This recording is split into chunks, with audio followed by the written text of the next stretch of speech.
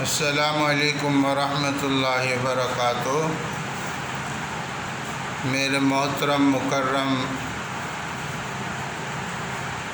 سامعین کرام، اللہ تعالیٰ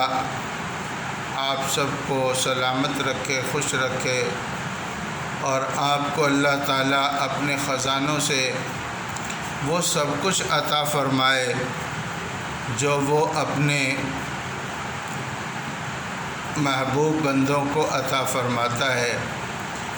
اور جو اس سے محبت فرماتے ہیں ان کو عطا فرماتا ہے۔ اور اللہ تعالیٰ آپ کو ہر اس خوش غم سے نجات عطا فرمائے جو غم ہمیں تکلیف میں مبتلا کرتا ہے۔ میرے محترم ناظرین کرام، سامعین کرام،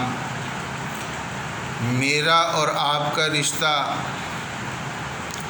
وہ رشتہ ہے کہ جو رب نے جوڑا ہے، اور اس رشتے کو موت نہیں ہے، اور اس رشتے کی ذمہ داریاں اتنی ہیں کہ وہ ختم ہونے والی نہیں ہیں، اور اسی رشتے کے اوپر اللہ نے اپنے رضامندی کا، اپنی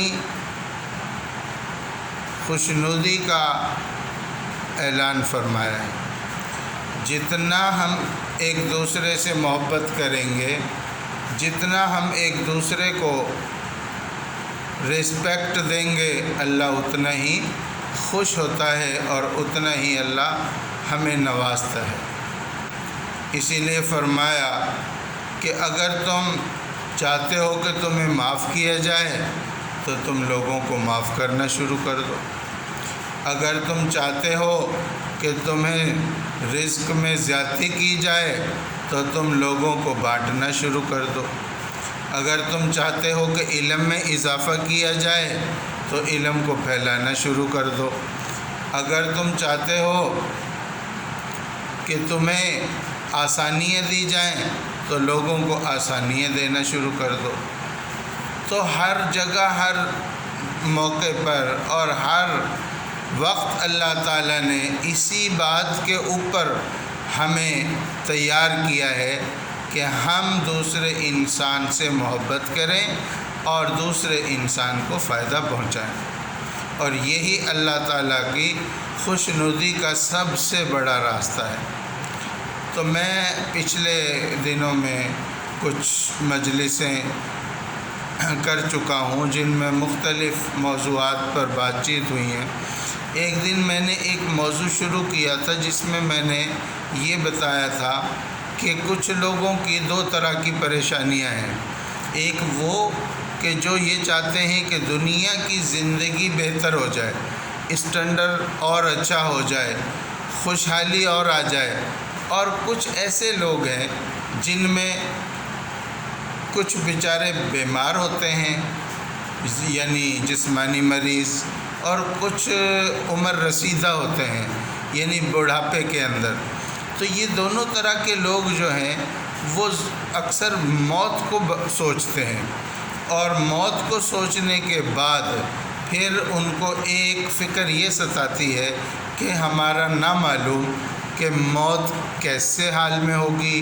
اور پھر ہمیں موت کے بعد ہمارے ساتھ کیا حالات ہوں گے۔ تو اس ٹاپک کو آج میں تھوڑا سا کھولنا چاہتا ہوں۔ اللہ تعالیٰ مجھے توفیق عطا فرمائے کہ میری زبان سے وہی الفاظ ادا ہوں جو کہ اللہ تعالیٰ کی منشا اور رضا کے اوپر بولے جائیں۔ میرے دوستو، میرے بھائیوں، میری بہنوں اور میرے سامعین تمام، میں سب سے پہلے تو یہ عرض کرنا چاہتا ہوں کہ جو لوگ اس فکر کو کرتے ہیں کہ دنیا کے اسباب اور دنیا کے حالات، دنیا کا مال و زر، دنیا کی چیزیں وہ ہمیں اور زیادہ حاصل ہو جائیں تاکہ ہماری زندگی اور اچھی ہو جائے، تو ان کے لیے درخواست یہ ہے کہ اس میں کوئی گناہ کی بات نہیں ہے کہ اللہ سے ہم اپنے لیے نعمتیں مانگیں، سہولتیں مانگیں، عزتیں مانگیں، لیکن ایک بات کو اچھی طرح سمجھ لینا چاہیے کہ خوشیوں کی کنجی ان چیزوں کے اندر نہیں ہے۔ زندگی کی راحت، زندگی کا سکون وہ صرف ان چیزوں کے آ جانے سے حاصل نہیں ہوتا، بلکہ بعض اوقات، اکثر اوقات ان چیزوں کی کمی کے وجہ سے بھی لوگ انتہائی خوشحال زندگی گزارتے ہیں، انتہائی خوشحال، اور پوری زندگی میں بھی ان کے زبان پر کبھی گلہ نہیں آتا کہ ہمیں نعمتوں کی کمی کی گئی ہے۔ اور ایسا بھی اکثر دیکھنے میں آیا ہے، اور آپ نے دیکھا ہوگا کہ تمام نعمتیں وافر مقدار میں ہونے کے باوجود انسان اتنا تنہا ہو جاتا ہے، اتنا افسردہ اور غمگین ہو جاتا ہے کہ اس کو وہ ساری نعمتیں اور ساری چیزیں، دنیا کی سہولتیں، آرائشیں، وہ اس کو بیکار نظر آنے لگتی ہیں، اور وہ کہتا ہے کہ ان سب کا میرے ساتھ کوئی تعلق نہیں ہے، یعنی مجھے یہ خوشی نہیں دے سکتی یہ ساری چیزیں۔ تو اب یہ بات سمجھنے کی ہے کہ ہم لوگ جو ہیں وہ اپنی محدود سوچ کی وجہ سے یہ سمجھ بیٹھے ہیں کہ ہماری زندگی کے اندر اگر خوشیاں آئیں گی تو وہ تبھی آئیں گی جب ہمارے پاس دنیا کے مال، اسباب اور ضرورتیں اور چیزیں وہ بڑھتی رہیں گی تو ہم بھی ہماری خوشیاں بھی بڑھتی رہیں گی، لیکن ایسا ہرگز نہیں ہے۔ لہٰذا سب سے پہلے تو میں یہ عرض کر دوں کہ خوشیوں کے بڑھنے کے اسباب کیا ہیں۔ خوشیاں ہم بڑھانا چاہتے ہیں تو وہ کیسے بڑھیں گی؟ خوشیاں بڑھانے کے لیے سب سے پہلے یہ ضروری ہے کہ ہم یہ سمجھیں کہ ہم اور ہماری ذات وہ ہماری اپنی نہیں ہے، ہمارا اپنا کچھ بھی نہیں ہے، ہم اللہ کے ہیں، اللہ کی امانت ہے، ہر چیز ہمارے پاس اللہ کی امانت ہے، ہمارے سر کے بال سے لے کر پاؤں کے ناخن تک، اور اس کے درمیان میں دماغ سے سوچنا، آنکھ سے دیکھنا، کان سے سننا، زبان سے کھانا اور چکھنا، دل سے سوچنا یا محسوس کرنا، اور اسی طرح دوسری، یہ سب امانت ہے۔ اچھا، اور اس کے بعد جو ہمارے ساتھ رشتے ہیں وہ بھی امانت ہیں، جو ہمارے پاس سہولتیں ہیں وہ بھی امانت ہیں۔ اب سب سے پہلے تو یہ سوچا جائے کہ اللہ نے ہمیں یہ زندگی عطا فرمائی ہے، اس نے ہمیں اس کا استعمال بھی بتایا کہ نہ بتایا؟ ضرور بتایا ہے۔ اللہ نے اس کا پورا بندوبست فرمایا کہ اللہ نے ہمیں یہ بہت ہی زیادہ سمجھایا کہ ہمیں کون سی چیز کیسے استعمال کرنی۔ جب ہم اللہ تعالیٰ کی امانت کو اللہ کی منشا اور مرضی کے مطابق استعمال کریں گے تو پھر ہمیں سکون بھی ملے گا، خوشیاں بھی ملیں گی اور راحت بھی ملے گی۔ بے شک ہمارے پاس مال اور اسباب اور چیزیں وہ زیادہ نہ بھی ہوں گی، کم بھی ہوں گی، تو ہمیں خوشحالی زیادہ ملے گی، اور اگر ہم نے ایسا نہ کیا تو پھر سب کچھ زیادہ ہونے کے باوجود بھی خوشیاں ہم سے روٹ جائیں گی، غم، پریشانیاں، تفکرات وہ ہمارا مقدر بن جائیں گے۔ اس لیے خوشحالی اس چیز کا نام ہے کہ جس مالک نے ہمیں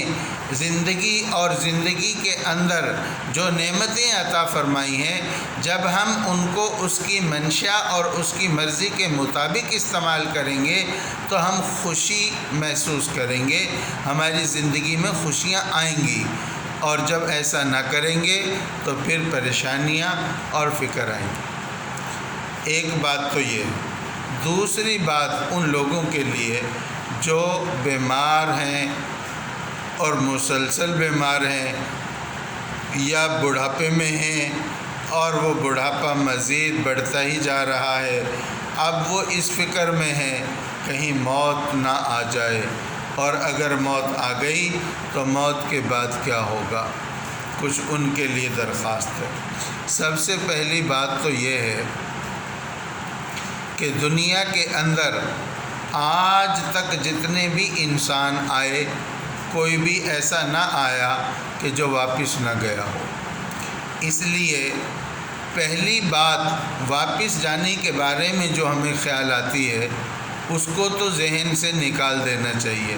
کہ ہماری واپسی ہو جائے گی۔ واپسی ہونا کوئی ہمارے لیے پریشانی والی بات نہیں ہے،